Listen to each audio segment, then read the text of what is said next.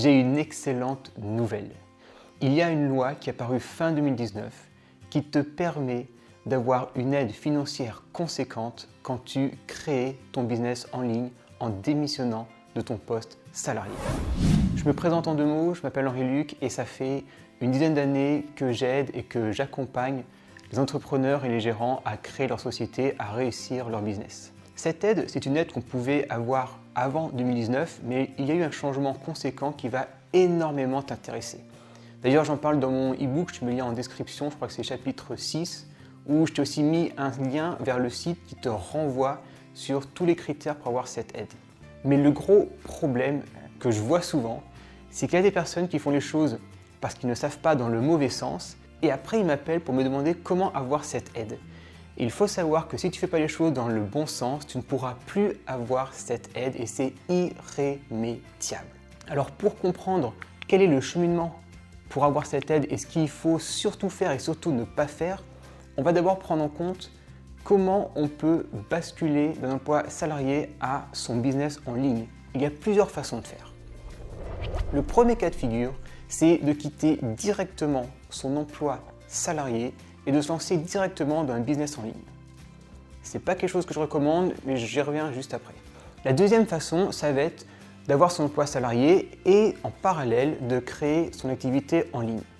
Donc tu l'as créé, il y a les deux choses qui viennent en même temps, on travaille les deux choses, et quand on commence à encaisser un petit peu, que ce soit à travers des formations, du coaching, etc., ses premières ventes avec son business en ligne, on se dit « Ok, là ça va marcher et du coup je quitte mon emploi salarié ». Et c'est aussi une grave erreur, c'est absolument pas comme ça qu'il faut faire si tu veux avoir l'aide. Cette aide en fait, elle va te permettre d'avoir quand tu crées ton entreprise un capital qui sera en gros tes allocations chômage que tu auras le droit pendant 1 an ou 2 ans, on va te verser un capital d'à peu près 45% de ces allocations chômage.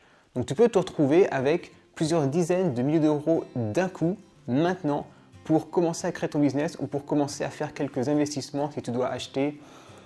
En général, sur un business en ligne, il n'y a pas grand chose à acheter, mais peut-être un ordinateur si le tien n'est pas assez puissant, peut-être un appareil photo pour pouvoir te filmer si tu aides beaucoup sur YouTube, peut-être, je ne sais pas, si tu veux créer quelque chose, quelques machines, quelques outils, bref, tu auras un capital et non pas des allocations chômage qui vont tomber tous les mois. Ça, cette aide, qu'on appelle l'ARCE, donc c'est aide de reprise ou de création d'entreprise, que tu pouvais avoir avant quand tu avais une rupture à l'amiable. Le problème, c'est que quand tu veux quitter ton poste, c'est pas forcément évident d'avoir une rupture à l'amiable ou une rupture conventionnelle avec ton employeur. Il peut très bien la refuser parce qu'il y a des indemnités qu'il doit payer, etc.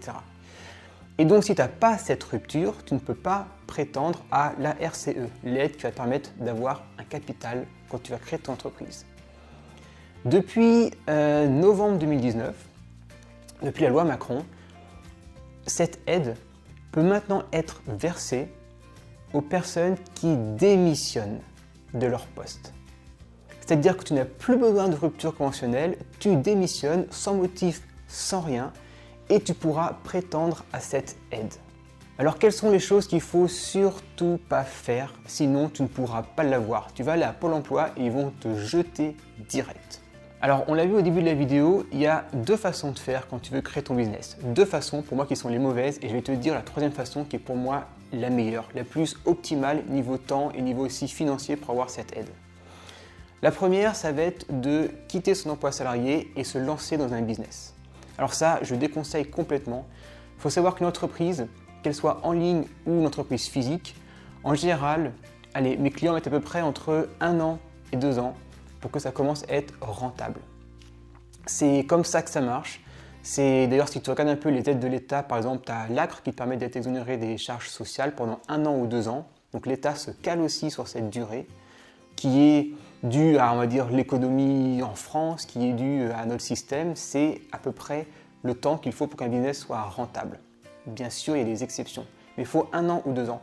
Et donc si tu quittes ton emploi, tu auras le chômage 1 an ou 2 ans, mais ça va être un peu court quand même parce que si après 2 ans tu commences à générer un petit peu et que tu n'as plus le chômage, il est possible quand même qu'il y ait un moment où tu as un petit trou financier où tu n'auras plus rien, enfin tu n'auras plus rien, tu auras le RSA par exemple ou quelques aides, ça ne sera pas quand même énorme, mais ça ne va pas être forcément suffisant tu as peut-être un emprunt par exemple sur ta maison ou ton logement.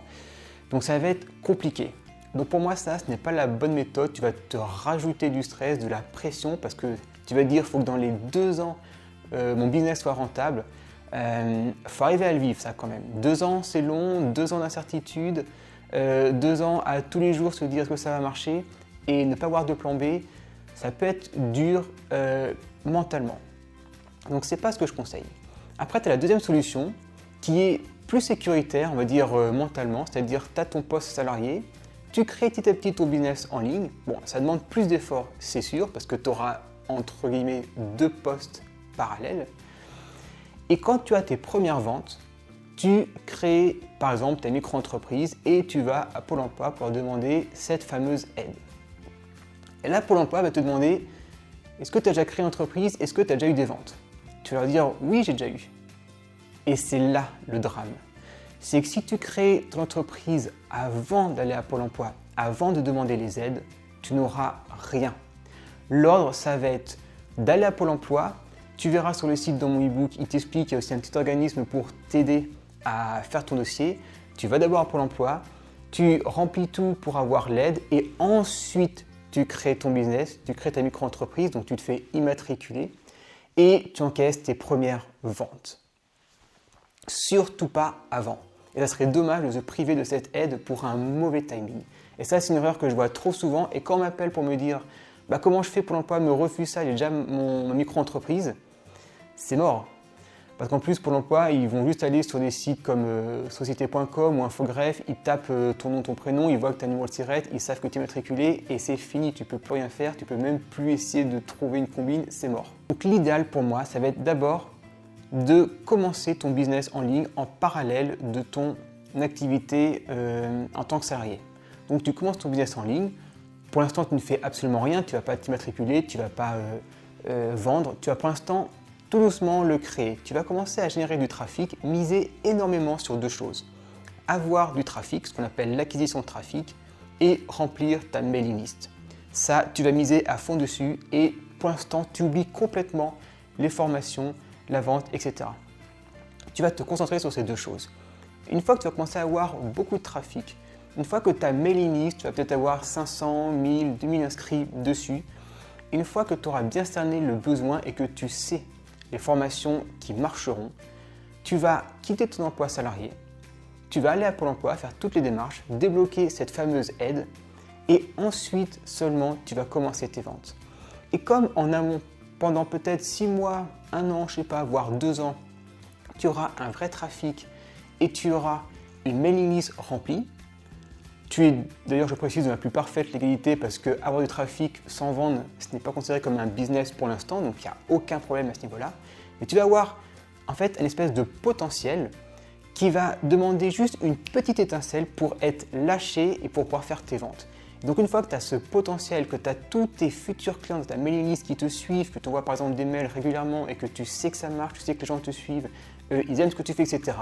Une fois que tu as tout ça, tu pourras avoir l'aide et quand tu vas commencer à faire tes ventes, tout de suite tu vas commencer à faire pas mal de ventes et donc tu auras non seulement cette aide plus le chômage pendant 1 an ou 2 ans et tu auras en parallèle, tu vas commencer déjà à encaisser tes premières ventes. Et pour moi, c'est le meilleur timing pour que à la fois tu n'aies pas une énorme pression mentale, pour que tu aies aussi une aide financière et que tu ne sois pas sur la paille et que tout se passe vraiment le plus sereinement possible. Si cette vidéo t'a plu, laisse-moi un petit pouce pour me le montrer, mets-moi un commentaire si tu veux, s'il y a quelque chose que tu n'as pas compris ou si tu veux une précision sur cette aide. Je sais que le domaine juridique, administratif, comptable, etc., c'est un domaine assez complexe.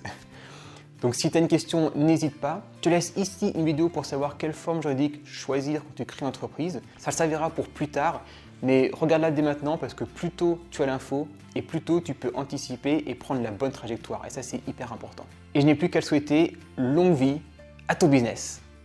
Ciao!